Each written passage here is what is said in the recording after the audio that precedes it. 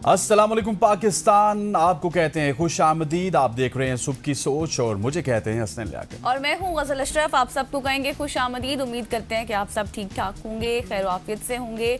लेकिन कुछ ऐसी जगहें हैं जहाँ पर खैरियत नहीं है, क्योंकि भारत की जानिब से दरियाओं में पानी छोड़ने के बाद पंजाब के दरियाओं में सैलाबी सूरत हाल पैदा हो चुकी है। संगीन रुख इख्तियार कर चुका है सैलाब। और दरियाए सतलज की बात करें, रावी की बात करें, चनाब की बात करें तो पानी की सतह खतरनाक हद तक इस वक्त बुलंद हो चुकी है। और पाकिस्तान के सूबे पंजाब के 6 अजला से सैलाबी सूरत हाल पेश नज़र महकमा दाखिला पंजाब ने 6 अजला में फौज की तैनाती के लिए भी विफाकी वजारत दाखिला को मुरासला भी लिख दिया है। पंजाब की बात करें जिनमें 6 अजला हैं, उनकी फ़ौज को फौरी तैनाती की दरख्वास्त दे दी गई है उनमें। और जो 6 अजला आ रहे हैं उसमें लाहौर, कसूर, सियालकोट, फैसलाबाद, नारोवाल और उकाड़ा शामिल है। बिल्कुल ऐसी है और ये बड़ी एक तशवीशनाक सूरत हाल है। अगर तर्जुमान महकमा दाखिला पंजाब की बात की जाए तो उनकी जानिब से जारी होने वाले बयान में कहा गया है कि वज़ीर आला पंजाब मरियम नवाज की हिदायत पर ज़िले इंतज़ामिया की इमदाद के लिए फ़ौज को तलब कर लिया गया है। और बयान में मज़ीद कहा गया कि ज़िले इंतज़ामिया सूबाई सतह पर कुदरती आफात से निपटने वाले इदारे PDM में रेस्क्यू 1122, सिविल डिफेंस और पुलिस पहले ही फ्रंट लाइन पर अपनी जिम्मेदारियां अदा कर रहे हैं। पंजाब में मुमकिन सैलाबी सूरत हाल के पेश नज़र 1.5 लाख अफराद महफूज मकामात पर मुंतकिल कर दिए गए हैं। NDMA के चेयरमैन का कहना है कि पाकिस्तान में मौसमियाती तब्दीली के असरात ख़तरनाक हैं और अगले साल इसकी शिद्दत 22% ज़्यादा हो सकती है। तो ये तमाम तर मामला हैं। एक तरफ क्लाइमेट चेंज का मामला है, एक तरफ हमारा और इंडिया का जो आपस में प्यार है वो इतना ज़्यादा है कि वहाँ पे जो ही पानी की मिकदार ज़्यादा होती है तो वो थोड़ा सा ऊंचाई पे है, वो पानी छोड़ देता है और उसका नुकसान हमने आज भी देखा है, आज भी देख रहे हैं और इससे पहले भी हम देखते आ रहे हैं कि भारत इस तरह की हटदर्मी कर रहा है और पाकिस्तान को इसका बहुत ज़्यादा नुकसान होता है। एग्जैक्टली 2 दिन से मतलब गुज़श्ता 2 दिन से हम आपसे ये बात भी शेयर कर रहे हैं। ये खबर यकीनी तौर पर आपने देखी भी होगी, हेडलाइंस भी बनी कि जिसमें भारत ने हालिया कशीदगी के बाद पाकिस्तान से राबता तो किया, लेकिन भारत ने जिस तरह से जिस वे में राबता करना था नहीं किया। अगर रावी की बात करें तो वहाँ पर 2 लाख क्यूसेक रेला है पंजाब के, जिस वजह से बहुत से इलाके इस वक्त ज़ेर आब आ चुके हैं। गुजरांवाला की मैं बात करूँ तो वहाँ पर सूरत हाल काफ़ी ख़राब है और वहाँ पर अब ये कमिश्नर की जानिब से फैसला लिया गया है कि वहाँ पर शगाफ डाले जाएंगे। फिर अगर बात की जाए सियालकोट की तो वहाँ 355 mm बारिश रिकॉर्ड की गई है और बहुत सा जानी नुकसान, बहुत से माली नुकसान भी हुआ है। मतलब अभी आप ये कह सकते हैं कि अंदाज़ा लगाना भी मुश्किल है, एग्जैक्ट फिगर क्या है नुकसानात का वो भी इस वक्त क्लियर नहीं है जो हम आपके साथ शेयर करें, लेकिन सूरत हाल इस वक्त काफ़ी ख़राब है। बिल्कुल ऐसी है और ये जिस तरह के मामलात बनते हैं हर दूसरे तीसरे साल, तो यहाँ पे हमें कुछ कौमी जिम्मेदारियों का भी एहसास करना चाहिए। और ये अब हमारी कौमी जिम्मेदारी है कि जिन जिन एरियाज़ पे हमें ख़तरा होता है कि भारत शायद पानी छोड़ देगा या पानी छोड़ सकता है या फिर उसने इससे पहले पानी छोड़ा है, उनमें कम से कम हमारे पास कुछ कैपेसिटी के लिए छोटे छोटे डैम्स होने चाहिए, जो डैम्स बाद में हम उसको बिजली के लिए भी यूज़ कर सकते हैं। मकामी इदारों में हम और मकामी जो लोग हैं उनको हम पानी भी दे सकते हैं। इसी हवाले से हमारे साथ मौजूद है ज़फ़र वसीम, जिनका ताल्लुक सियालकोट से हमारे नुमाइंदा हैं। Zafar, thank you so much for joining अस। सियालकोट की सूरत हाल से हमें आगाह कीजिएगा, क्योंकि सबसे ज़्यादा जिन अजला का जिक्र हो रहा है कि जहाँ पे पानी इस वक्त तंग कर रहा है मकामी आबादी को, उसमें सियालकोट का भी जिक्र नुमाया है। जी बिल्कुल जी, यहाँ पर सियालकोट में एक जानिब तो 405 मिलीमीटर की अभी तक बारिशें तबाही मचा दी है, पूरा शहर पानी में डूबा है। जबकि दूसरी जानब जो है वो भारत ने, जो पाकिस्तान का असली दुश्मन है, उसने पाकिस्तान में जो है वो 9 लाख क्यूसेक का जो रेल है पानी का वो दरिया चनाब में छोड़ा है। इस वक्त रात को जो है वो 9.5 लाख से जायद क्यूसेक का रेला जो है वो हेडमराला के मुकाम से जो है वो वहां से गुजर गया, क्योंकि हेडमराला की टोटल कैपेसिटी 11 लाख क्यूसेक की थी। और यही वजह है कि यहाँ पर वो दरिया चनाब ने सियालकोट में वैसी तबाही नहीं मचाई जैसा इंडिया चाहता था, लेकिन बदकिस्मती से सियालकोट से गुजरने वाले नाला एक, नाला डैक, नाला बेड और नाला पलकू ने इर्द गिर्द के देहातों में तबाही मचा दी है।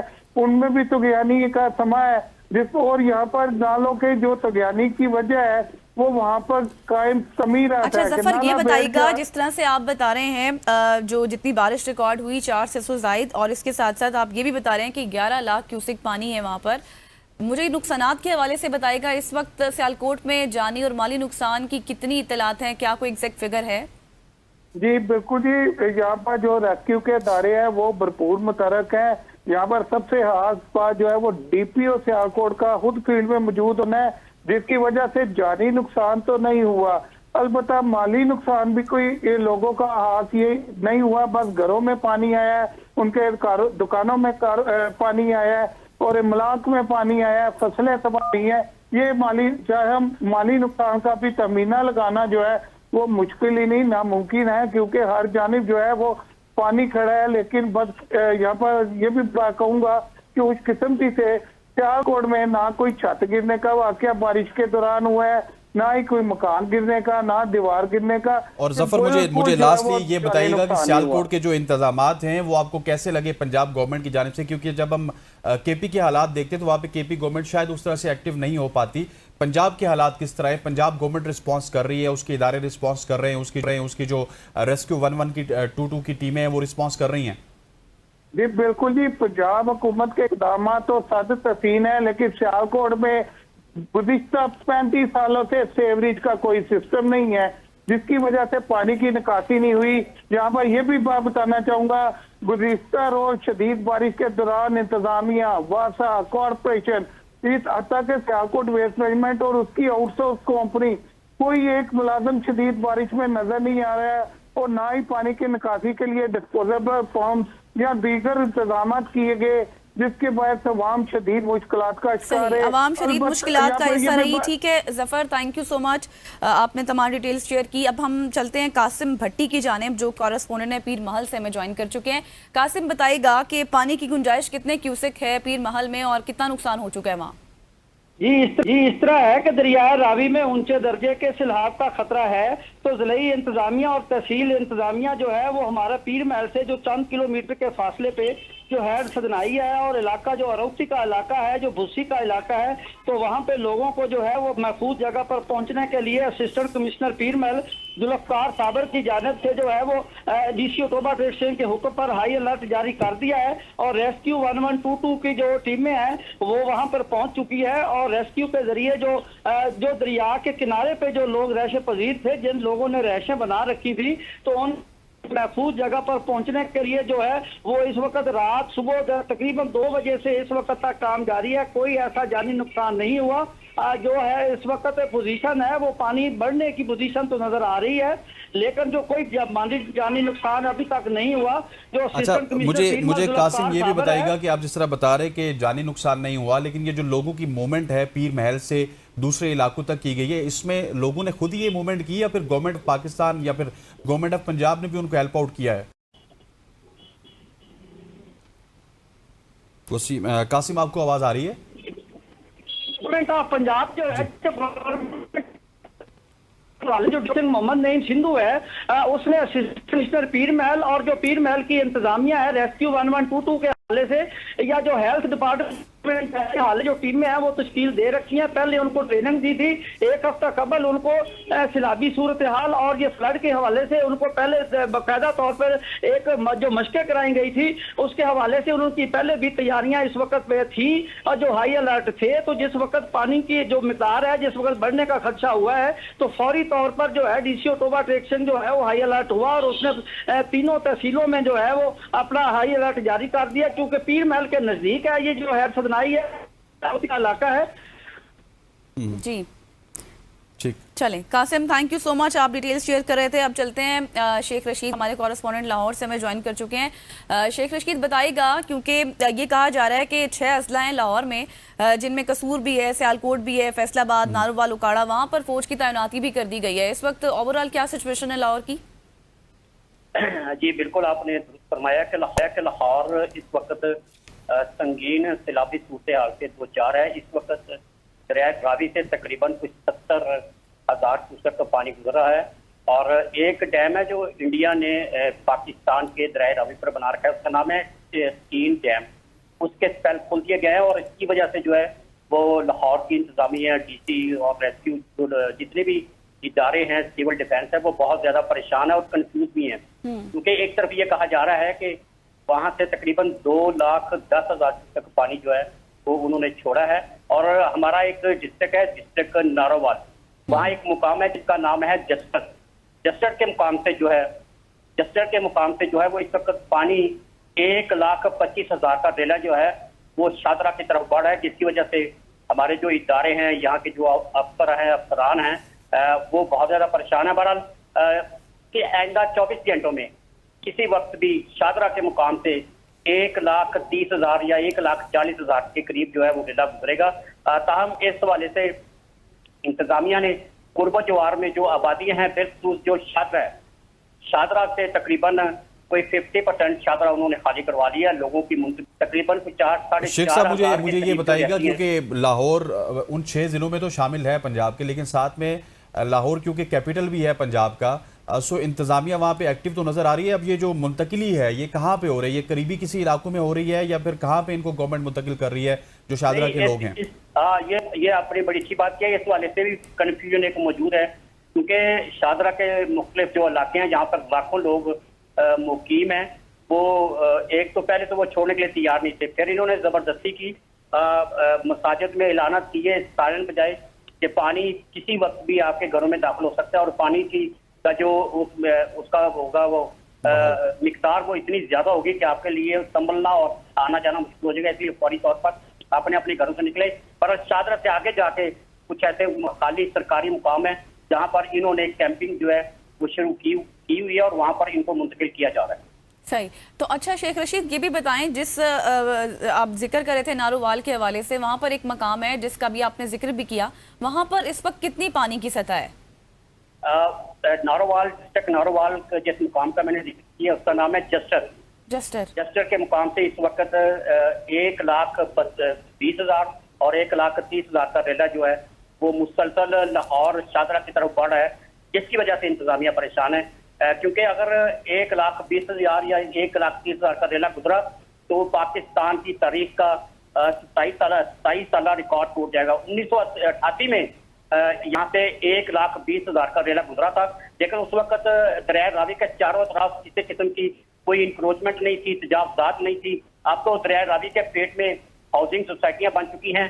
हमारे एक वफाकी वजीर हैं, उनकी एक हाउसिंग सोसाइटी है, उसमें दरिया रावी का पानी दाखिल हो चुका है और वहाँ पर मसाजिद में और वहाँ पर फाइनल बजाए जा रहे हैं, क्योंकि वहाँ पर काफी अच्छे और कीमती घर बने हुए हैं। वहाँ तो पर वहाँ उस मकाम से लोगों की मुंतकली जारी है। ये कौन से वफाकी वजीर हैं ये भी बता दें प्लीज। अब्दुल अलीम खान, उनकी पार्क व्यू सोसाइटी है, वहाँ पर दरिया रावी का पानी दाखिल हो चुका है और वहाँ पर बहुत ज्यादा जो है वो ये कहा जा रहा है, मसाजिद में ऐलान सायरन बजाए जा रहे हैं, वहाँ पर तंजीमें मौजूद है कि घरों से निकले और यहाँ से फौरी तौर पर किसी वक्त भी सैलाब का पानी मजीद अंदर। ठीक हो गया, thank you so much. Sheikh Rashid हमारे साथ मौजूद थे जो कि हमें लाहौर की सूरत हाल से बता रहे थे। साथ उन्होंने अब्दुल अलीम खान साहब का जिक्र भी किया जिनकी सोसाइटी है वहाँ पे ऑलरेडी पानी जा चुका है। तो जब इतने बड़े लेवल पे लोग जो कि वफाकी वजीर भी होंगे, फेडरल मिनिस्टर भी होंगे, वो इस तरह की सोसाइटीज़ इन एरियाज़ में बनाएंगे तो फिर बाकी आप देख लीजिए कि बाकी लोग इंक्रोचमेंट नहीं करेंगे। ख़वातीन साथ आगे बढ़ते हुए हमारे साथ मियाँ काशिफ मौजूद हैं कसूर से। Kashif, thank you so much for joining अस। कसूर के हालात बताइएगा, कसूर में इस वक्त किस तरह के हालात हैं, इंतज़ामिया एक्टिव है नहीं है और वहाँ पे क्या अपडेट्स हैं? जी फ्रेंड, बहुत शुक्रिया। अभी कसूर के हालात जो है वो सैलाब से इंतहाई संगीन होते जा रहे हैं। दरिया सतलुज में इस वक्त जो है वो पानी की सतह इंतहाई खतरनाक हो चुकी है। अभी PDMA के मुताबिक दरिया सतलुज में जो है वो हेडगंडा सिंह के मुकाम पर 2,60,000 क्यूसेक का पानी का बड़ा रेला जो है वो इस वक्त गुजर रहा है और तबाही फैलाता हुआ जो है वो गुजर रहा है। और पानी की सतह की बात की जाए तो पानी की सतह इस वक्त 23 फुट तक जो है वो बुलंद हो चुकी है और पानी की सतह जो है वो मुसलसल तेजी के साथ जो है वो बुलंद हो रही है। अगर बात की जाए तो गुज़िश्ता 5 से 6 घंटों में पानी की जो सतह है और पानी का जो रेला है उसमें जो है वो 50,000 क्यूसेक तक जो है वो इजाफा रिकॉर्ड किया गया है। जबकि यहाँ पर मैं आपको ये बताता चलूं कि इस वक्त हेडगंडा सिंह की अप स्ट्रीम पर जो है वो तलवार पोस्ट से आगे तकरीबन 20 से 25 किलोमीटर का इलाका है, जिसमें जो है वो 1 दर्जन से ज़ायद देहात जो है वो इस वक्त मुकम्मल तौर पर ज़ेरे आब आ चुके हैं। उनका ज़मीनी रास्ता तो पहले ही जो है वो मुनक़ता था, लेकिन अभी जो है उन देहातों में भी जो है वो पानी दाखिल हो चुका है। जिसमें बात की जाए तो धूप सड़ी है, जिसमें हज़ारों की आबादी वाला जो है देहात है। इसी तरह मस्ते की है, गट्टी कलंजर है और चंदा सिंह है, भिक्की वेंड है और इसके साथ साथ जो है वो नगर एमनपुरा और मब्बू के दोना, ये तमाम जो देहात हैं इस वक्त ज़ेरे आब आ चुके हैं। वहाँ पर हजारों की तादाद में जो इलाका मकीन है वो अपने घरों की छतों पर जो है वो पनाह मियां लेने पर काशिफ, मजबूर आपने है। जिक्र किया कि 50,000 क्यूसेक का पानी इस वक्त रिकॉर्ड किया गया, 2 लाख से जायद का रेला वहां से गुजर रहा था, यानी कि अब से कुछ घंटों बाद अगर हम देखें तो पानी की सतह मजीद बुलंद हो जाएगी अगर अभी 23 फुट है। तो ये बताएगा जिन देहातों का आप जिक्र भी कर रहे हैं वहाँ के जो मकीन हैं उनकी क्या सूरत हाल है, क्या उनको कहीं मुंतकिल किया जा रहा है महफूज मकामात पर?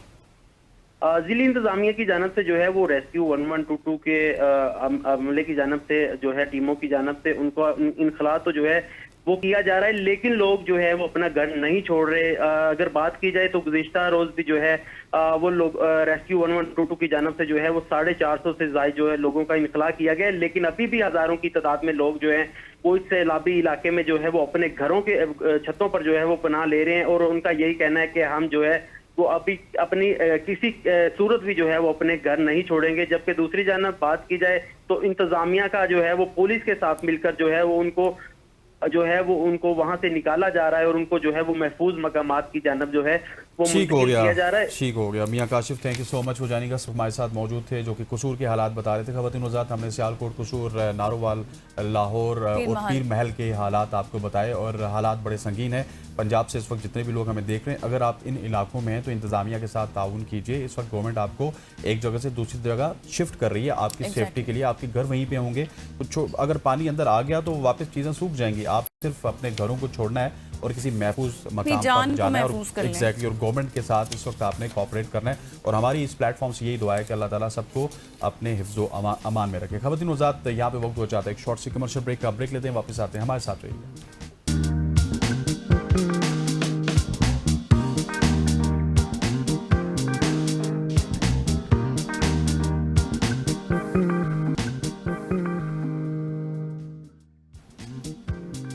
Welcome back after the break. और ब्रेक से पहले हम बात कर रहे थे, तमाम तर कॉरेस्पॉन्डेंट्स हमारे साथ मौजूद थे और वो सिचुएशन के बारे में बता रहे थे जो कुछ इस वक्त है, क्योंकि 2 लाख से जायद बताया जा रहा था कि सैलाबी रेला गुजर रहा है क्यूसेक का। इसके साथ साथ फिर नारोवाल की सिचुएशन से आगाह किया। अब दानियाल अजीज़ साहब ने हमें ज्वाइन कर लिया, आप फॉर्मल फेडरल मिनिस्टर भी रह चुके हैं। Thank you so much for your time sir. सबसे पहले तो हमने देखा है कि जिस तरह से भारत ने पानी छोड़ा है और इस वक्त जो सूरत हाल है पंजाब में, सियालकोट में, नारोवाल, मतलब अगर मैं 1 बाय 1 करूँ तो शायद टाइम ज़्यादा लग जाएगा, तो सूरत हाल काफ़ी ख़राब हो चुकी है। क्या समझते हैं इस हवाले से आप? भारत ने 2 दिन पहले अलर्ट तो दिया था, लेकिन जिस तरह से देना चाहिए था उस तरह से भी नहीं दिया। जी, ये बात बिल्कुल आपकी दुरुस्त है। ये 3 दिन से कम से कम मैं खबरों में पढ़ रहा हूँ कि जी उन्होंने बता दिया है। तो पहले दिन तो ये महसूस करवाया गया कि शायद उन्होंने को मेहरबानी की है। दूसरे दिन खबरें आनी शुरू होगी कि ये इंडस वाटर ट्रीटी नहीं इस्तेमाल कर रहे, इसका मतलब ये है कि ये डिप्लोमेटिक चैनल इस्तेमाल कर रहे हैं, तो उसको नज़रअंदाज कर रहे हैं, तो ये इलीगल है। तीसरे दिन भी खबरें आती रही। इसका मतलब ये कम से कम 3-4 दिन इनके पास थे। गवर्नमेंट के पास अपनी भी रिपोर्ट्स होती हैं इंटेलिजेंस की, जो हम गैदर करते हैं पूरी दुनिया में से, इंक्लूडिंग हमारे पड़ोस मुल्क में से, जो कि ये क्या प्लान कर रहे हैं। खासतौर पे ये जो सेंसिटिव इशू है पानी के नाते, ये को पहली दफा नहीं हो रहा है। तो ये 4-5 दिन कम से कम गवर्नमेंट के पास थे। अगर ये रिएक्ट करना चाहते तो ये कर सकते थे। इनको पता है सेंसिटिव पॉइंट्स क्या है। ये जो आप बार बार अपने स्क्रीनों पे दिखा रहे हैं, जो पुल गिर गया है, ये तो तकरीबन 10 दिन पहले गिरा हुआ है, 15 दिन पहले गिरा हुआ है। तो ये उस वक्त से इनको पता था कि ये हालात जो हैं ये बिगड़ने जा रहे हैं। पूरे खैबर पख्तूनख्वा की खबरें आती रही हैं, सिंध की खबरें आती रही हैं, लोअर साउथ पंजाब की खबरें आती रही हैं, लेकिन इन्होंने किसी किस्म की कोई तैयारी नहीं की। होता ना कि आप ऐसे ही बता दिया कि जी पूरा सूबा अलर्ट पे है, तो इन्होंने कोई सैंड बैगिंग करते हैं। इनके पास मुख्तलिफ किस्म की मशीनरी होती है। ये ठेकेदारों के साथ बात करके रिवर फाइटिंग के लिए इनके पास फंड होते हैं, ये जाके वहाँ पत्थर फेंक सकते थे। ये ज़रूरी नहीं था कि इतना माल का और फसलों की तबाही होती। और अब पता चल रहा है कि वहाँ पर जो ये पुल गिरा है, वहाँ सकरोड़ में, जफरवाल में और ख़ास तौर पे शकरगढ़ में, शकरगढ़ तहसील में, जहाँ कोटनैना का मकान है, जो नाला बही है, और जफरवाल में जो नाला देगा है, ये सारे हाई फ्लड में हैं और इनके लिए किसी किस्म की कोई तैयारी नहीं की गई। और हैरानगी की बात ये होती है कि जब इनको सारे पाकिस्तान का क्लाइमेट चेंज का क्या अखबारें भरी पड़ी हैं, तो इनको चाहिए। अब प्रॉब्लम क्या है कि कोई वहां पर जिम्मेदार लोकल गवर्नमेंट नहीं है, पंजाब में या नारोवाल में या इन बाकी डिस्ट्रिक्ट्स में। और फर्स्ट रिस्पॉन्डर पूरी दुनिया में हमेशा लोकल गवर्नमेंट होती है। और इन्होंने एक अजीब और गरीब भोंडा कानून बना दिया पंजाब ने, जो कमेटी से अभी बड़ी मुश्किल से पास हुआ है, लेकिन उसके ऊपर अमल दरामद कोई नहीं। तो जब तक आपके पास फाल और एम्पावर्ड लोकल गवर्नमेंट्स नहीं होंगी, जो ये इमरजेंसी सिचुएशंस हैं मुकामी सतह पर, फर्स्ट रिस्पॉन्डर तो वही होती है। बिल्कुल ऐसी है। चोई साहब एक सवाल ज़िमनन भी ले लीजिएगा। आपने कहा कि क्लाइमेट चेंज के हवाले से तो सब कुछ हो रहा है, लेकिन अभी हमारे नुमाइंदे थे हमारे साथ आपसे पहले, कॉरेस्पॉन्डेंट फ्रॉम लाहौर शेख रशीद, तो उनके मुताबिक हमारे जो वफाकी वजीर हैं अलीम खान साहब, उनकी भी एक सोसाइटी है जहाँ पे बहुत शदीद इस वक्त वो पानी की जद में है। सो ये जो इंक्रोचमेंट्स हैं दरियाओं के और नालों के किनारों पे, इनसे भी काफ़ी हालात ख़राब हुए। इस हवाले से आप क्या कहेंगे? बिल्कुल ऐसा ही है, और ये ख़ास तौर पे पहाड़ी इलाकों में है जी, जहाँ पर एक वैल्यू बढ़ जाती है उस टूरिस्ट फैसिलिटी की, होटल की या रिजॉर्ट की या रेस्टोरेंट की, जो पानी के करीब हो। पानी वैसे ही अट्रैक्ट करता है टूरिस्ट को, तो इसलिए वो वहाँ पर ज़्यादातर वो जो ये इलाका है, मैदानी इलाका जो है, यहाँ पर हाउसिंग सोसाइटीज़ ने अपने पैसे बढ़ाने के लिए मुख्तलिफ जो नाला या ड्रेन्स हैं या ढलाई है ज़मीन की, उसको ख़राब करके और थोड़ा ऊंचा करके तो अपनी जगह पूरी करने के लिए बना दी है, ताकि सस्ती मिल जाती है। और जब ये ऐसे करते हैं तो फिर वो वक्ती तौर पे तो ठीक होता है, लेकिन जब फ्लड आता है तो सारी बात है वो जो 1-1.5 फुट उन्होंने ऊंचा किया होता है वो जद में आ जाता है, और फिर पानी तो वहीं से गुजरना होता है, क्योंकि पूरी जमीन की तो ढलाई नहीं की। तो ये जो जोनिंग आपकी अथॉरिटीज हैं, जो आपकी अप्रूवल अथॉरिटीज हैं, ये सारी चीजें उनकी देखने की हैं कि कहाँ पर क्या चीज वो बना रहे हैं और किस तरह से इसका क्लाइमेट चेंज इफेक्ट होगा। और ये सेंसिटाइजेशन सारा साल पिछले 10-12 बरस से चल रही है। ये नहीं कि इनको नहीं पता था कि ये सूरत हाल, ये फ्लड की सिचुएशन आपने देखा तकरीबन हर साल या हर दूसरे साल भी पाकिस्तान को फेस करनी पड़ती है।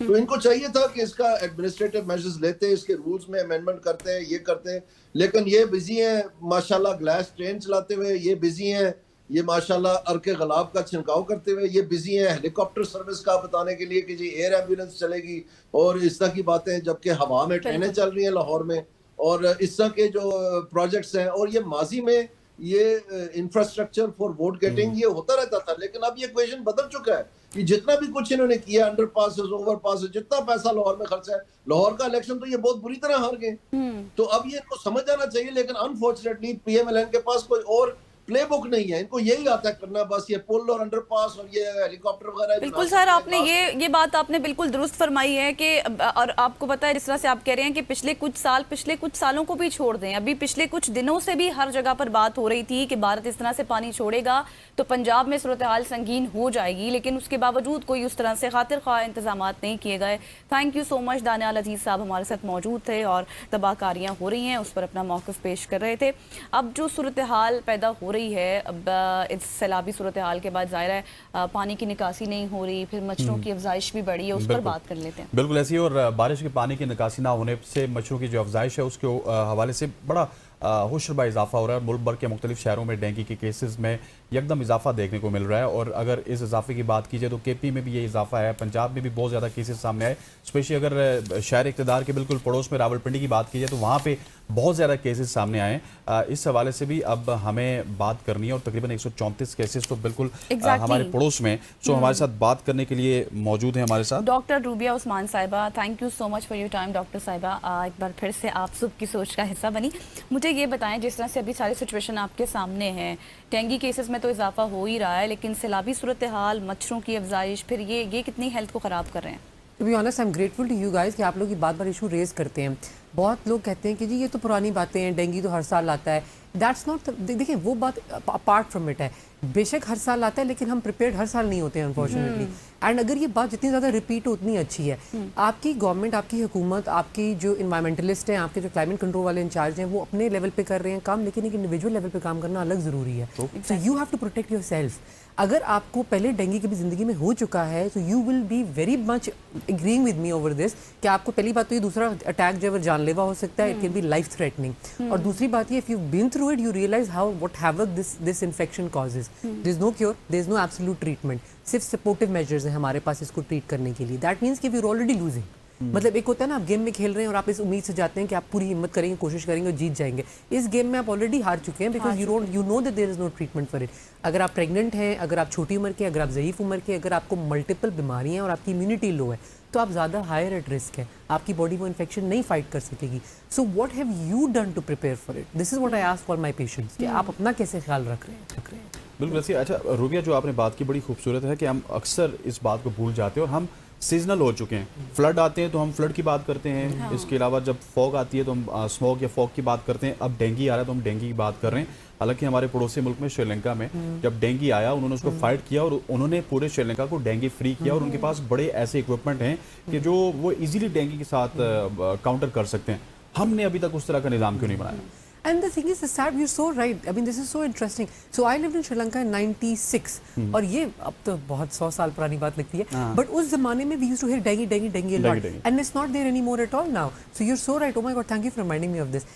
The thing is कि they have gotten rid of the vector. The vector is the mosquito. अगर वो लार्वा और मॉस्किटो से जान छुड़ा सकें तो that is the main reason for getting rid of it. दूसरा, वो इसके बारे में हमेशा से बहुत प्रोएक्टिव थे. So they weren't just putting out fires जब डेंगू का ब्रेकआउट होता था तो उसको जी ट्रीट करना है. They used to proactively before the season started spraying शुरू कर देते थे. वाटर स्टैग्नेंट कहीं होने नहीं देते थे. और ये ट्रॉपिकल कंट्री है. ये वो मुल्क है जहाँ पे वैसे ही चारों तरफ इधर पानी पानी है. मुल्क के अंदर बारिशें बहुत होती हैं तो उनके लिए तो ये नॉर्मल है. हमारे तो ये सीजनल चीज़ है and even then we are struggling. At an individual level अपने कूड़े कचरे का ख्याल रखें. Do not let your house be surrounded by gun. अपने मोहल्ले का ख्याल रखें. पानी वहाँ पर खड़ा होगा जहाँ गंदगी होगी, वो लार्वा को और भी ज़्यादा ग्रो कराएगा. It won't be just clean water, it's all kinds of water. और जो गंदगी वाला पानी होता है वो किसी उसको पे कोई हाथ नहीं लगाना चाहता. तो आपके जो सफाई करने वाले भी हैं वो भी उसके पास से नज़रअंदाज करके गुजर जाएंगे. तो सबसे पहले तो थ्रू आउट द ईयर आप अपनी गंदगी का ख्याल रखें. सेकेंडली अपनी सेहत का ख्याल रखें. अपनी कार्डियो रेस्पिरेटरी कंडीशनिंग करें.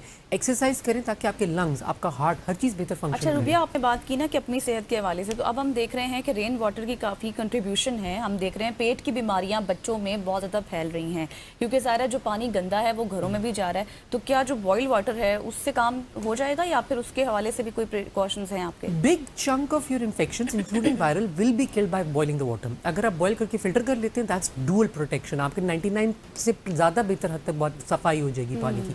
देर आर सर्टन एजेंसीज, मुझे खुद पाकिस्तान आने के बाद पता चला, बूंदे शम्स फॉर इंस्टेंस, उन्होंने छोटे छोटे ये बच्चे थे जिन्होंने ये प्रोजेक्ट बनाया था अपने स्कूल में जिसमें वो सोलर एनर्जी से लेते हैं और वाटर प्योरीफाई करते हैं. और ये पोर्टेबल प्लांट होता है जो कोई भी अफोर्ड कर सकता है और कहीं पर भी जा सकता है. तो ऐसी चीज़ों के बारे में रिसर्च होनी चाहिए. ऐसी चीज़ें आम लोगों को अवेलेबल होनी चाहिए so that everybody has access to clean water. जो आपका रेन वाटर और जो फ्लडेड वाटर है उसमें सूएज का जो इकोला जो जरासीम है इट ऑलवेज सर्वाइव्स. क्योंकि जो इकोला है वो सर्फेसेस पे हर चीज़ पे सर्वाइव कर जाता है. फिर पानी आता है तो पानी दैट इकोला हर जगह और मजीद स्प्रेड करता रहता है. Now everything is contaminated around you. So आपका जो फल आ रहा है, जो धुल रहा है, आपका जो कुछ भी वट एवर यू नो, आपका मोटर बाइक पे जो बंदा लेकर आ रहा है उसका हाथ, हर चीज़ कंटामिनेट होगी ना इस चीज़ से. बिल्कुल ऐसे. अच्छा रुबिया, मैं एक बार फिर आपसे डेंगू का सवाल पूछना चाहूँगा कि आपने कहा कि हमारे यहाँ सीजनल होता है. एक तो सुनने वालों को ये बताइएगा कि ये कौन से सीज़न में ज़्यादा खतरा है डेंगू का. और फिर अभी मैंने हालिया बारिशों में देखा हमारे मरी में एक यूसी है पगवाड़ी, वहाँ पे पानी की बहुत ज़्यादा किल्लत है. सो वो पानी स्टोर करते हैं बारिशों का क्योंकि उसको यूज़ करना पड़ता है, चाहे अपने लिए यूज़ ना भी करे, जानवरों के लिए यूज़ करते हैं. वहाँ पे डेंगू के बहुत ज़्यादा केसेस थे. वो जो उन्होंने पानी स्टोर किया है उसकी केयर किस तरह करें? सो पानी that stored has to be covered. So simple rule जो हर एक फॉलो कर सकता है. आप एक तरपाल लें, आप एक कपड़ा लें, कागज़ लें, पॉलीथीन लें, उसे कवर करके रखें. दूसरी अब वो तो हमारी नेसेसिटी है. You're so right, you have to feed the animals. वो आपको इकट्ठा करना है और आपको रॉ मटेरियल मिल रहा है. You would want to utilise that as a resource. The second thing is July to November is our peak season. Now that is most of the year if you think about it. और अब तो सर्दियाँ भी उस तरह extreme सर्दी नहीं होती है. So to be really honest, I don't think we're ever really mosquito free anymore. After rainy season is the worst bit. The monsoon season is obviously the worst hit, जो हमें अब फील भी हो रहा है, पता भी चल रहा है. लेकिन the other thing that I want to point out is कि इस सीजन में आप लोगों को टी शर्ट्स और शॉर्ट्स नहीं पहननी चाहिए इवनिंग में, क्योंकि गर्मी है, ह्यूमिडिटी है, तो ये गो टू हो जाता है स्पेशली बच्चों का, जेंट्स का. लेकिन यू हैव टू रिमेंबर कि इवनिंग में सनसेट के इर्द गिर्द सबसे ज्यादा मच्छर काटता है. तो you need to make sure you covered during those hours. Exactly. और फिर ना अब लास्ट टाइम भी ये सूरत हाल हुई थी कि लोग डिफ्रेंशिएट नहीं कर पा रहे थे डेंगू को भी या फिर जो आपकी नॉर्मल वायरल इन्फेक्शन होते हैं उनको भी. Thank you so much doctor Rubiya for coming. और जिस तरह से अभी हम बात कर रहे थे सैलाब की सूरत हाल की, अभी आने वाले दिनों में और सिचुएशन पैदा हो जाएंगी, सैलाबी रेले आएंगे, बारिशें होंगी जिससे मच्छरों की अफजाइश होगी, आपको काटेगा, बीमारियाँ फैलेंगी, पेट की बीमारियाँ, आपकी सेहत ख़राब होगी. तो आपने इस हवाले से अपना बहुत सारा ख्याल रखना है. यहाँ पर हम लेंगे एक ब्रेक और ब्रेक के बाद वापस आएंगे, मुल्की सियासत पर डिस्कशन करेंगे. स्टे विद अस.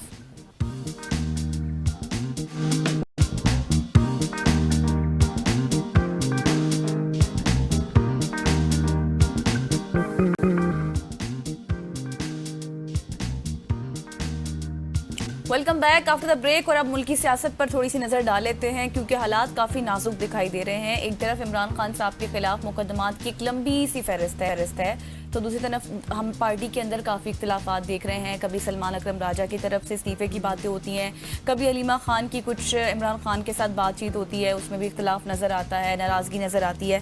देखते हैं कि असल में चल क्या रहा है। बिल्कुल ऐसे ही हमारे साथ नौरीन खान मौजूद हैं जो कि हमशीरा इमरान खान साहब की। Noreen, thank you so much for जानिएगा। सबसे पहले आपको स्ट्रेट अवे सवाल करूँगा, आपकी मुलाकात हुई है इमरान खान साहब से, तो क्या क्योंकि मुलाकात आजकल खान साहब से करना बहुत मुश्किल है, कि आपको पहले से मालूम था या ये अचानक मुलाकात हुई? हमें कभी भी नहीं पता होता था, आज भी हमें नहीं पता था क्योंकि हम कई हफ्तों से आ रहे थे और उन्होंने हमारी मुलाकात कहते थे करवाएंगे लेकिन करवाते नहीं थे। तो आज भी हमारा उम्मीद करके ही आते थे, लेकिन आज अल्हम्दुलिल्लाह बड़े कई हफ्तों के बाद उन्होंने आज हमारी मुलाकात करवा दी, तो शुक्र है अल्लाह का। देखिए वो सही, ये भी बताइएगा नूरीन साहिबा कि काफ़ी अरसे बाद जिस तरह हसनैन ने भी जिक्र किया ना कि मुलाकात हुई है और ज़ाहिर है यकीनी तौर पर इस वक्त मकबूलियत है, इमरान खान साहब की एक मजबूत शख्सियत है, क्या पैगाम दिया उन्होंने? देखिए वो इमरान खान बहुत ही ईमान वाले इंसान है।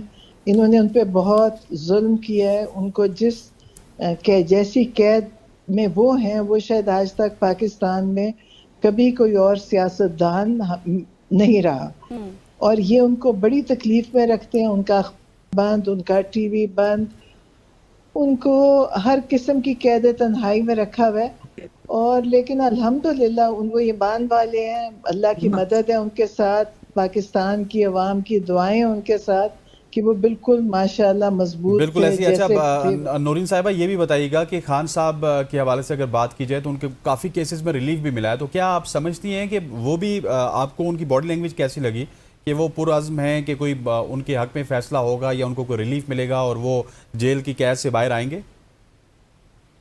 देखिए उम्मीद तो इसलिए केसेस सारे झूठ पे बने हुए हैं, अब उनकी क्या उससे उम्मीद लगाई जा सकती है? अल्लाह से उम्मीद है, वरना जिन केसेस का कोई मकसद नहीं, पहले तो दें तोशा खाना 1, अब तोशा खाना 2, अब वो चल रहा है, कितना अरसा तारीख नहीं लगती है तो ख़त्म हो जाती। तो मकसद तो यही है उनका कि इमरान खान को जेल से ना बाहर आने दें, लेकिन कोई केस भी इनका मतलब इंसाफ में बना नहीं था। बिल्कुल गलत केसेस बनाए हैं इन्होंने। इमरान खान के साथ जो ज्यादती की है वो इमरान खान है कि वो जो इनके साथ केसेस का मुकाबला कर रहे हैं, खड़े हैं, हर केस के लिए वो तैयार है और हर केस झूठा था। अच्छा नूरीन साहिबा, ये भी बताएं कि इस वक्त आपके दोनों भांजों को अगर मैं बात करूं तो वो भी गिरफ्तार हैं। आपके ख्याल में क्या ये सियासी इंतकाम ही लिया जा रहा है आपसे? इस जाविये को आप कैसे देखती हैं? नहीं, हर चीज इंतकाम है। देखिए कोई भी जायज नहीं है, कोई किसी की भी कैद जायज नहीं है। जितने पीटीआई के लोग पकड़े हैं सब गलत बेबुनियाद केसेस बना के पकड़े हैं, किसी का कोई सबूत नहीं है इनके पास। जेलें दे रहे हैं 5 साल 10 साल, मतलब ऐसे बांट रहे हैं सजाएं जो कभी किसी ने सुनी नहीं थी। अफसोस ये होता है कि हमारी अदालतों को चाहिए था कि अपनी इज्जत रखती, इस किस्म के झूठे केसेस को सपोर्ट ना करती। लेकिन जो मेरे भांजों का है उनके ऊपर भी जाहिर है उनके ऊपर कोई केस ही नहीं था। एक दिन उनके घर में घुस के एक को ले गए, बेटे को, मेरी बहन के बेटे को ले गए, वो तो कभी किसी शायद बिल्कुल ऐसी है। अच्छा नूरीन साहिबा, हमें ये भी बताइएगा कि इमरान खान के अगर 9 मई के केसेस के हवाले से बात की जाए तो उनमें से तकरीबन 8 केसेस में उनकी जमानतें हो चुकी हैं, लेकिन हमेशा हमें ये देखने को मिलता है कि जब उनकी किसी केस में जमानत होती है तो कोई दूसरा केस सामने आ जाता है या बना दिया जाता है। इससे आपके हौसले पस्त नहीं होते? मुझे कुछ भी नहीं पता इनसे। उम्मीद है कि ये पता है कि इन्होंने उनको आसानी से छोड़ना नहीं है और उनको हर तरह से तंग करेंगे, लेकिन कितना करेंगे? हर चीज़ पे ये मतलब कोशिश कर चुके हैं और इमरान खान उसके मुकाबले में खड़े रहे हैं। और अब इनको शायद खुद भी समझ नहीं आ रही अब हम और केस बनाएं उनके कि उनके केस कैसे चलाएं। अब ये इनको मेरी समझ में नहीं है। तो इंशाल्लाह मैं आपको बताऊं कि मैं उम्मीद अल्लाह से है, ठीक क्योंकि है, उम्मीद आपकी अल्लाह से बिल्कुल। अच्छा नूरीन साहबा, मुझे ये भी बता दीजिएगा साथ ही कि कुछ अरसे पहले ये खबरें चल रही थी कि सुलेमान और कासिम के हवाले से कि हुकूमत उनको भी लेकर काफ़ी हमें दबाव में नज़र आई और फिर काफ़ी सारे बयानात भी आए कि वो पाकिस्तान आएंगे, फिर उनको गिरफ्तार कर लिया जाएगा। अगर दो बेटे अपने वालिद की रिहाई के लिए कुछ कहना चाहते हैं या कुछ करना चाहते हैं तो ये तो उनका पूरा पूरा राइट है। इस सूरत हाल को आप किस तरह से देख रही हैं? उन्हें जिस तरह से परेशान किया गया, उनको निशाना बनाया गया तनकीद का। वो वालिद को मिलने आना चाहते हैं और इन्होंने उनके लिए वीज़े उनके रोके हुए। इनका काम था उनको फौरन वीज़ा देते। और लेकिन मैं आपको बता रही हूँ ना, अगर कोई कहेंगे ना कि इमरान खान के लिए कोई मच्छर निकला, ये मच्छर से भी डरेंगे। वो बेटे हैं उनके, उनका हक बनता है आना। इनका काम था उनको फौरन वीज़ा देना। इन्होंने अभी तक उनको वीज़ा नहीं दिया। जैसे वीज़ा मिलेगा वो आएंगे और वो अपने वालिद से मुलाकात मिलने आना चाहते हैं। वो ये नहीं है कि वो उन्होंने कोई यहाँ आके कोई तहरीक लीड करनी है, उन्होंने वालिद से मिलना है और जो उनका हक है।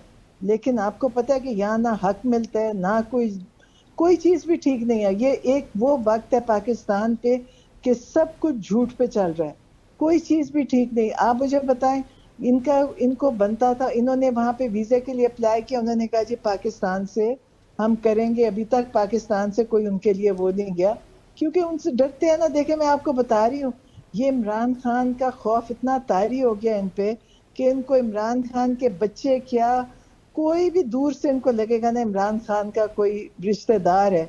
ठीक हो गया। नौरीन खान हमारे साथ मौजूद थी। Ma'am thank you so much for joining अस, जो कि अपने मौक़िफ़ से हमें आगाह कर दी। नौज़ात, अब प्रोग्राम में आगे बढ़ते हैं। मुल्क की सियासत के हवाले से तो हमने बात कर ली। अब पशीन बलूचिस्तान से ताल्लुक़ रखने वाले सैयद बिलाल की बात करेंगे, जिन्होंने थाईलैंड में मुनक्किदा इंटरनेशनल मुकाबले में शानदार कारकर्दगी का मुजाहरा करते हुए मिस्टर एशिया 2025 का एजाज़ अपने नाम कर लिया। ये कामयाबी ना सिर्फ पशीन बल्कि पूरे पाकिस्तान के लिए फ़ख्र का लम्हा है। सैयद बिलाल की अनथक मेहनत, लगन और अज़म ने साबित कर दिया कि मुस्तकिल मिजाजी के साथ ख्वाब हकीकत बन सकते हैं। चाहे आप किसी भी इलाके से ताल्लुक़ रखते हो, आपकी ट्रेनिंग किसी भी तरह की हो, आप अगर अपने फ़न में महारत रखते हो तो आप कामयाबी के झंडे गाड़ सकते हैं। एग्जैक्टली और इसी हवाले से बात करने के लिए सैयद बिलाल अहमद साहब ने हमें खुद ज्वाइन कर लिया है। Thank Bilal for your time. सबसे पहले तो यही बताएं कि मिस्टर एशिया 2025 का एजाज़ जीतने के लिए, मतलब जिस तरह से आपकी तैयारी थी, मेहनत थी, लगन थी, फिर जब आपको ये अवार्ड मिला तो कैसी फीलिंग्स थी आपकी? जी शुक्र अल्लाह, बहुत अच्छा फील होता है जब मुल्क का परचम जो है वो आपके कंधे पर होता है और आपका एंथम बज रहा होता है। बोलता हूँ ये मेरे लिए मेरी के लिए सही बातें बहुत आता है। सो उस वक्त मेरी जो सारी पढ़ाई मेहनत थी, पिछले दिनों का जो मैं जो वो रिजल्ट मुझे क्या जिम्मेदारी तक पहुंचा दिया। ठीक हो गया। आप पशीन से ताल्लुक़ रखते हैं, पशीन जैसे इलाके से आपका ताल्लुक़ है, इसके बावजूद भी आपने आलमी सतह पे एक बड़ी कामयाबी हासिल की है। इसको आपके इलाके में किस तरह से सेलिब्रेट किया जा रहा है? जी जैसे हमारा ताल्लुक पश्चिम से और बलूचिस्तान से, बलूचिस्तान के हालात आप लोगों के सामने कि बलूचिस्तान के हालात बहुत खराब। उन हालात में भी अगर लड़का है तो वो अपने डाइट भी करता है सब कुछ करता है, अपने प्राइवेट स्पॉन्सर्स और आता है बिजनेस। और ये खुद के लिए मेरा पहला नहीं, मेरा तीसरा पोर्टल है। अनफॉर्चुनेट कि हमारा जो चीज को उस तरफ बेटियों ने देनी चाहिए। इस चीज से मैं बड़ा डिमोटिवेट हूँ यार। अगर पाकिस्तान गवर्नमेंट फर्ज करे वो उनके पास चलो या मुझे नहीं जानते, कम से कम मैं तो बलूचिस्तान, तो आप लोग तो मुझे जानते हो और दुनिया को पता है। सो आप लोगों को तो चाहिए कि अगर आप बलूचिस्तान के वो हालात दिखा रहे हो जहाँ पे हालात इतने क्रिटिकल से, वहाँ पे आप उनके जब बलूचिस्तान के अच्छा वो भी दिखा रहे इमेज। क्या एक नौजवान अपने सेल्फ पे आता है, अपने इलाके को और अपने मुल्क का नाम रोशन करता है। So it's very proud moment. और जो कि अनफॉर्चुनेटली ऐसा नहीं हो रहा है। वहाँ पे जो है मुझे इवेंट के मेरे कोऑर्डिनेशन हो रही है, वहाँ पे इवेंट के कोई इस्तेमाल आने के लिए भी तैयार नहीं है। जो है सिर्फ मेरी फैमिली और मेरे दोस्त, मेरे जितने भी फ्रेंड्स फॉलोइंग है वो आ रहे हैं, लेकिन बाकी गवर्नमेंट ऑफिशियल से कोई भी नहीं आ रहा। सही, गवर्नमेंट की तरफ से उस तरह से आपको सपोर्ट नहीं है। अच्छा बिलाल, ये बताएं कि जो आपने ये मुकाबला जीता है, किन बड़े बड़े चैलेंजेस से आपको गुजरना पड़ा है, मुश्किलात का सामना करना पड़ा है, किस तरह की आपने प्रेपरेशंस की है मेंटली और फिजिकली? सबसे पहले तो मेरा जो वालिद साहब है वो इस वक्त जो बीमार है, पिछले 8 महीनों से उनको स्ट्रोक अटैक हुआ था, जिन्हें हम उर्दू में फालज अटैक बोलते हैं। मैं साथ साथ उनको भी डील कर रहा हूँ, उनको फिजियोथेरेपी भी ले जा रहा हूँ, डॉक्टर्स के पास ले जा रहा हूँ, 3 ट्रेनिंग भी कर रहा हूँ। मेरे बड़े मुश्किल हो रही है, मेरे वालिद का ख्वाहिश था ये करना और मुल्क को रिप्रेजेंट करना। बस मैं इन मुश्किल हालात हुई जो मेरे पीछे पूरे घर की जिम्मेदारी है, इन हालातों में भी मैंने शुक्र अल्हम्दुलिल्लाह पाकिस्तान के लिए मेडल लेकर और पाकिस्तान का नाम सरबुलंद किया।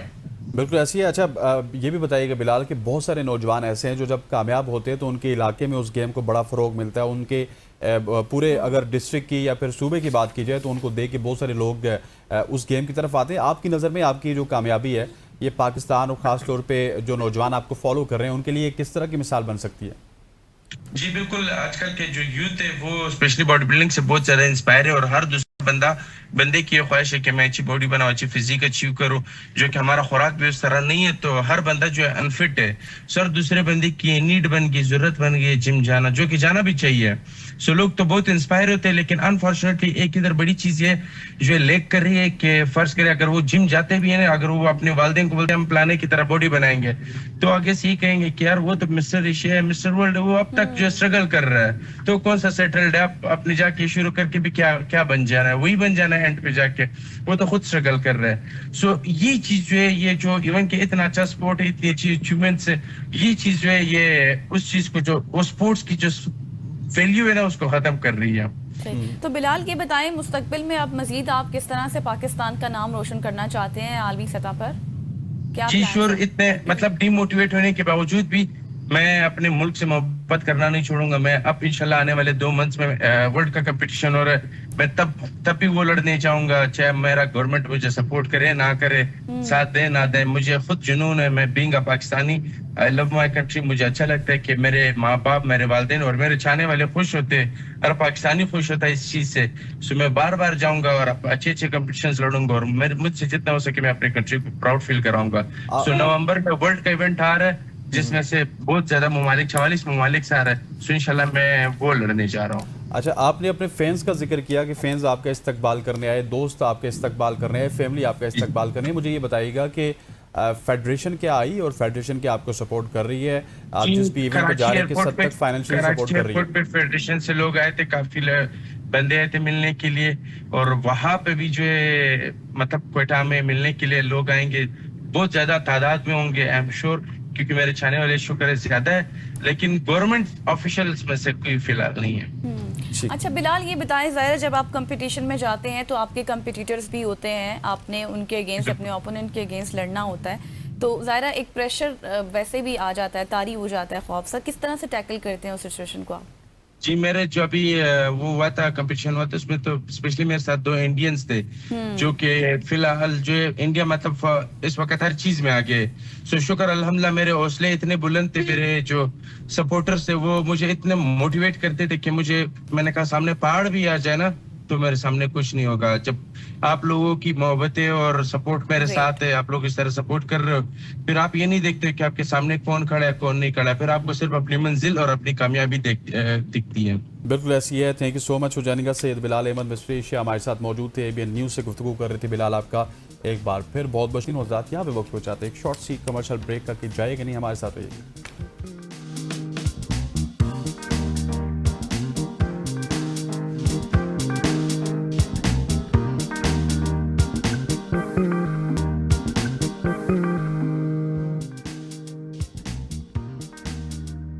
वेलकम बैक खवातीन वज़ात। अब हम बात करेंगे पाकिस्तान की। हम सैलाब की बात कर चुके हैं। पाकिस्तान इस वक्त माहौलियाती तब्दीली और कुदरती आफात के शदीद दबाव में है और हालिया महीनों में आने वाले तबाहकुन सैलाब ने न सिर्फ हज़ारों ख़ानदानों को बेघर किया बल्कि मईशत और ज़राअत के शोबे को भी शदीद नुकसान पहुँचाया।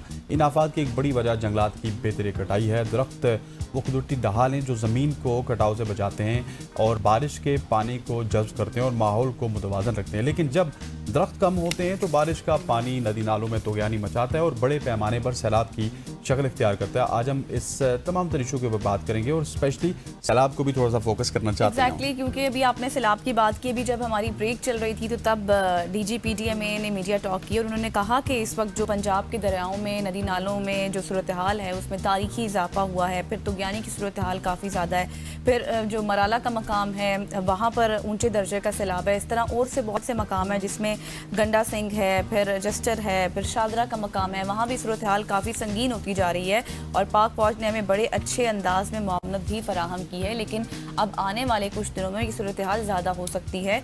लेकिन जिस तरह से हसनैन बात कर रहे थे कि इसमें डिफॉरेस्टेशन जिस तरह से हो रही है, जंगलात की कमी, फिर क्लाइमेट चेंज, इस पर बात करेंगे और जानेंगे कि क्या अब हम कर सकते हैं जिससे सूरत हाल बेहतर। और हमें ज्वाइन कर चुकी हैं ज़ैनब नईम साहिबा, आप इन्वायरमेंटल एंड क्लाइमेट एक्सपर्ट हैं। Thank you so much for your time. Zainab, सबसे पहले तो ये बताएं कि जिस तरह से हम बात कर रहे हैं कि कितने ज़्यादा ज़रूरी हैं, कितने एसेंशियल हैं ट्रीज़ हमारी सेहत के लिए, क्योंकि लोगों को ये बात पता ही नहीं है, वो काट देते हैं दरख्त, चाहे वो घरों में हों चाहे बाहर हों, उनको ये बताना ज़रूरी है। देखिए, जब हम जंगलात काटते हैं ना, जंगलात खासतौर पे जो पुराने जंगलात होते हैं उनका अपना एक माइक्रो क्लाइमेट होता है, यानी कि वो वहाँ का जो माहौल होता है, वहाँ टेम्परेचर थोड़ा कम रखते हैं, बैलेंस रखते हैं। और वहाँ पे जिस तरह से अभी पहाड़ी इलाका है तो वहाँ पे बादल आते हैं, बरसते हैं और फिर आते हैं, बनते हैं, बरसते हैं। ये जंगलात जो है ये इसको बैलेंस रखने में इसको मेंटेन रखते हैं। लेकिन जब हम जंगलात काट देते हैं, खासतौर पे पुराने जंगलात काट देते हैं और वो भी उन इलाकों में जहाँ पे पहाड़ों से सैलाबी रेले आते हैं, तो आगे हम बैरियर खत्म कर देते हैं। जब बैरियर खत्म कर देते हैं तो उधर सैलाबी रेलों की स्पीड बहुत ज्यादा बढ़ जाती है और वो फिर उसी तरह तबाही मचाते हैं, जैसा कि हमने खैबर पख्तूनख्वा के इलाकों में देखा, जैसे हम गिलगित बल्तिस्तान में देख रहे हैं और जैसे हम पोटोहार खित्ते के कुछ इलाकों में देख रहे हैं। तो जंगलात इस वक्त बहुत ज्यादा जरूरी हैं। और आपके ये जो जंगलात हैं इनको हम कार्बन सिंक्स कहते हैं, यानी कि कार्बन डाइऑक्साइड जो कि एक ग्रीन हाउस गैस है जिसकी वजह से दुनिया का टेम्परेचर इंक्रीज हो रहा है, उसको ये अपने अंदर जज्ब करने की सलाहियत रखते हैं। तो जंगलात का होना बहुत जरूरी है और इनको काटना क्रिमिनल नेग्लिजेंस में आना चाहिए उन डिपार्टमेंट्स की जिनका काम है कि जंगलात को प्रोटेक्ट करें, जो कि हमारे मुल्क में इस वक्त बिल्कुल ये डिपार्टमेंट्स एक्टिव नहीं है। ठीक हो गया। अच्छा डॉक्टर साहब, मुझे ये बताइएगा कि अगर जंगलात की कटाई की बात की जाए या फिर सैलाब की बात की जाए, सैलाब की भी एक बड़ी पुरानी पाकिस्तान के साथ इनका ताल्लुक है। 1956 में, फिर 1976 में, फिर 1986 में, फिर 1992 में, फिर 2010 में, फिर 2022 में और अब 2025 में अभी इस वक्त सैलाब हमारे दरवाजे खटखटा रहा है। सो ये जितने भी अदवार मैंने गिनवाए, अगर 56 की बात कीजिए तो वो आज़ादी से कुछ 7-8 साल बाद की बात है। सो क्या हम उस वक्त से केयर नहीं कर रहे हैं, क्योंकि उस वक्त तो सैलाब अगर आते थे तो उस वक्त दरख्त भी उतने ज़्यादा होते थे? देखिए, उस वक्त सैलाब ऐसे नहीं था कि हर साल आप सैलाब देख रहे हैं या हर साल आपके इकट्ठे डिजास्टर आ रहे हैं। पहले सैलाबों का ट्रेंड फर्क था, यानी 10 साल हो जाते थे या एक डेकेड के बाद आप इस तरह का बड़ा सैलाब देखते थे, या कभी कहीं क्लाउड बस्ट आप सुनते थे। आपको 2001 का रावलपिंडी का क्लाउड बस्ट भी याद होगा। उसके बाद हमने 2021 में इस्लामाबाद में क्लाउड बस्ट देखा, जब ये सोसाइटीज, पोस्ट सोसाइटीज डूबी थी। उसके बाद अब हम क्लाउड बस्ट देख रहे हैं और मुसलसल क्लाउड बस्ट देख रहे हैं, यानी कि ये एक वाकया नहीं हो रहा है, ये मुसलसल हो रहा है।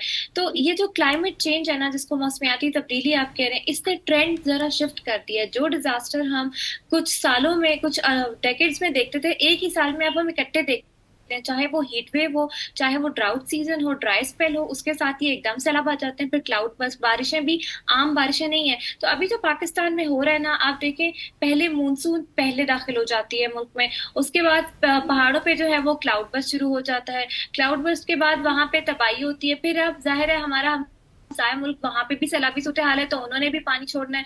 तो जब वो पानी छोड़ेंगे तो उसके बाद हमारे दरियाई सैलाब का भी खतरा है। तो इसको मैं फ्लड सुनामी कह रही हूँ जो पाकिस्तान में हो रहा है इस वक्त। ये कोई एक डिजास्टर नहीं है, ये बहुत बड़े लेवल पे डिजास्टर है जो हम फेस कर रहे हैं और क्लाइमेट चेंज इसके पीछे सबसे बड़ी वजह। एग्जैक्टली। अच्छा ज़ैनब, एक पिक्चर मैंने देखी है, यकीनी तौर पर वो आपने भी देखी होगी गूगल अर्थ से, जिसमें नीलम वैली की वो पिक्चर थी। एक साइड पर पाकिस्तान था, एक साइड पर इंडिया था और देखा जा सकता था कि पाकिस्तान कितना रूखा सूखा है। और बिकॉज इसी वजह से कि यहाँ पर दरख्तों की उस तरह से कोई कानून, कोई इम्प्लीमेंटेशन नहीं होती। दूसरी जानब अगर हम इंडिया को देखें तो वहाँ पर बाकायदे तौर पर इम्प्लीमेंटेशन है कानून बनाने के बाद, और फिर हम इस चीज़ को रोते हैं कि क्लाउड बस्ट है। और फिर वैसे तो ये हमारे निज़ाम का आईना है जो हम देख रहे हैं, लेकिन आप, मैं चाहती हूँ लोगों को इस हवाले से भी बताएं कि ये कितना ज़्यादा ग्लोबल वार्मिंग को भी कंट्रोल करता है। अच्छा, मेरे ख्याल से वो जो पिक्चर है, देखिए हमें दोनों रुख दिखाने चाहिए। हम शायद एक पहलू दिखा देते हैं। इस वक्त पाकिस्तान की जो एमिशंस है ग्रीन हाउस गैस की, वो बिल्कुल ना होने के बराबर है। अगर हम करेंटली बात करें, जो क्लाइमेट चेंज से हम सफर कर रहे हैं वो हम अपनी वजह से नहीं कर रहे, लेकिन इंडिया की एमिशंस इस वक्त बहुत ज्यादा हैं। India one of the polluters है। वहां पे अगर आप कश्मीर दिखा के जंगलात एक साइड के दिखा रहे हो और कह रहे हैं कि ये वहां पे तो बहुत जंगल है, हमने काट दिया, तो देखें उनकी एमिशंस किधर हैं और वो भी क्लाइमेट चेंज में कंट्रीब्यूटर बनते जा रहे हैं। और उनकी एमिशंस की वजह से हमारे ये जो सियाचिन में ग्लेशियर्स हैं वो पिघल रहे हैं। हमारे वहां पे ग्लेशियर पिघलना शुरू हो गए। वहां पे ये सिक्योरिटी कंसर्न बना दिया है हमारे हमसाया मुल्क में। देखें, पानी पे पहले इंडस वाटर ट्रीटी वो अवेंस में ले जाते हैं, विदहेल्ड कर देते हैं, एनवायरमेंटल क्राइम वो कंडक्ट कर रहे हैं। तो ये जो एक तस्वीर वायरल हो रही है, इसके पीछे मेरे ख्याल से हमें रिसर्च कर लेनी चाहिए कि हम क्या पहलू दिखा रहे हैं। पाकिस्तान का इसमें रोल नहीं है फिलहाल। जब होगा तो हम जरूर आपको बताएंगे, but being a neutral expert, this is what I am telling everyone कि Pakistan is not playing a role, any role in context of climate change crisis. तो जी, दरख्त बहुत जरूरी है, जंगलात बहुत जरूरी है, लेकिन ये ट्रांस बाउंड्री मामला होता है। जब एक मुल्क आपके बॉर्डर पे मुसलसल एमिशंस कर रहा है, उसकी वजह से आपके मुल्क में तबाही, क्योंकि खित्ता तो एक ही है, बॉर्डर तो इंसानों ने बनाया है। वो हालात तो हैं इंडिया के। इंडिया जिस तरह से पानी उसने छोड़ दिया, जिस तरह से उसने अलर्ट करना था उस तरह से किया नहीं। ये जो वक्तन फवक्तन इंडिया करता है उस पर तो तनकीद जायज है।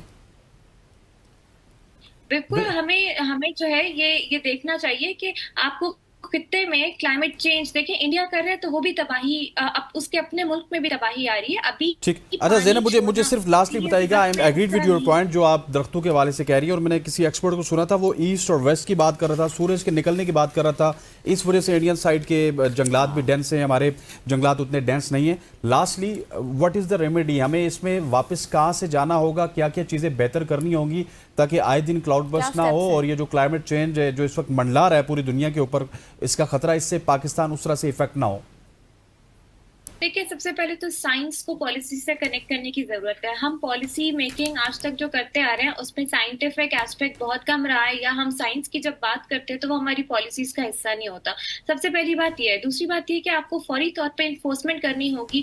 जो आपके फ्लड प्लेन या दरिया का राइट ऑफ वे है, उसकी गुजरगाह है, उस पर कोई कंस्ट्रक्शन नहीं होनी चाहिए। वजीर आजम साहब ने भी कहा कि वो नो कंस्ट्रक्शन जोन होनी चाहिए, काबिल कबूल नहीं है, तो वहाँ इंक्रोचमेंट्स खत्म करें। आज अगर अभी ये भी मामला चल रहा है कि इंक्रोचमेंट्स अब खत्म हो रही हैं तो वो लोग कहाँ जाएंगे? देखें, अगर इंक्रोचमेंट्स खत्म नहीं होंगी तो सैलाब से वो उनके वो कंस्ट्रक्शन, वो इंफ्रास्ट्रक्चर तबाह हो जाएगा। तो इन वन वे और दी अदर वो सफर करेंगे। तो आपको खत्म करनी है और मना करना है कंस्ट्रक्शन से। फिर रियल एस्टेट सेक्टर और कंस्ट्रक्शन इंडस्ट्री को पार्ट ऑफ प्लानिंग बनाइए, उनको बिल्कुल ऐसे ही है। Thank you so much Zainab, आप अब वक्त खत्म हो गया। Thank you so much Zainab Naeem हमारे साथ मौजूद थी। उन्होंने कहा है कि रियल एस्टेट सेक्टर को रेगुलाइज करना होगा, इन्वायरमेंट के साथ अटैच करना होगा। ये जो अन्नेवा जिसको हम कहते हैं ना, कंस्ट्रक्शन कर रहे हैं, इससे हमें अपनी जान छुड़ानी होगी। खवातीन और आज़ाद, यहाँ पे वक्त हो जाता है एक शॉर्ट सी कमर्शियल ब्रेक का। ब्रेक के बाद वापस हाजिर होंगे हमारे साथ।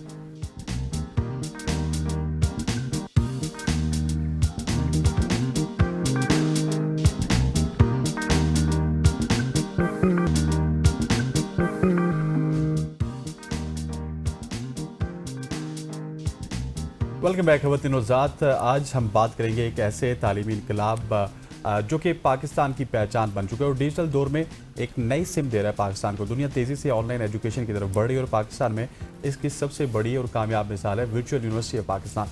ये यूनिवर्सिटी एक ऐसा प्लेटफॉर्म है जो जदीद टेक्नोलॉजी, हुकूमती सब्सिडी और आलमी मयार के निसाब के साथ मुल्क को कोने कोने में तालीम पहुँचा रहा है। और चाहे कोई तालिब इल्म बड़े शहर में रहता हो या फिर किसी दूर दराज के गांव में, वर्चुअल यूनिवर्सिटी ने सब के लिए इल्म के दरवाजे खोल दिए हैं। और ये एक तालीमी इनकलाब था जो हम कई अर्सा पहले स्टार्ट कर चुके थे। जब अब दुनिया डिजिटल की तरफ जा रही है तो हम माशाल्लाह से इस यूनिवर्सिटी का नाम तो काफ़ी अर्से सुन रहे हैं। एग्जैक्टली, हम सुन रहे हैं। और इसी पर मजीद बात करने के लिए, इसकी कामयाबियों के हवाले से, बच्चों की कामयाबियों के हवाले से बात करने के लिए मैं ज्वाइन कर चुके हैं डॉक्टर अत्हर अजीम खान साहब। आप रजिस्ट्रार हैं, डायरेक्टर फाइनेंस हैं।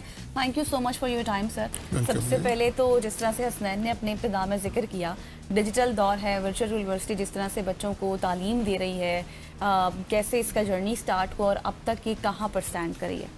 बहुत शुक्रिया जी आपको यहाँ बुलाने का और वर्चुअल यूनिवर्सिटी के बारे में इस प्रोग्राम को करने का।